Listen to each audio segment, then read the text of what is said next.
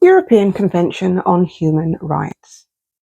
In Rome in 1950, the Council of Europe invited individual states to sign the European Convention on Human Rights, also known as the ECHR, which is an international treaty to protect human rights and fundamental freedoms.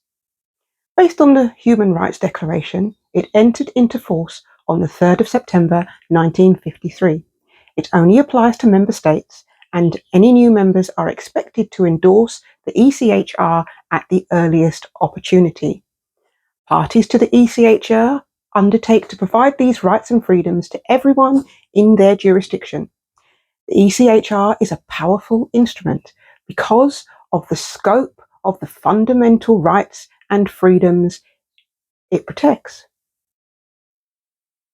These include the right to life, the prohibition of torture, the prohibition of slavery and forced labour, the right to liberty and security, right to a fair trial, no punishment without law, respect for private and family life, freedom of thought, conscience and religion, freedom of expression, freedom of assembly and association, the right to marry, the right to an effective remedy, and the prohibition of discrimination.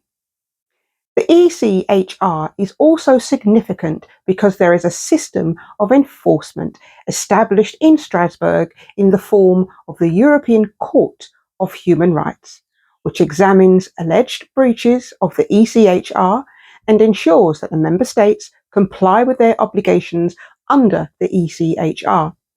Other rulings of the European Court of Human Rights are binding on the states concerned and can lead to the amendment of the legislation or a change in practice by national governments.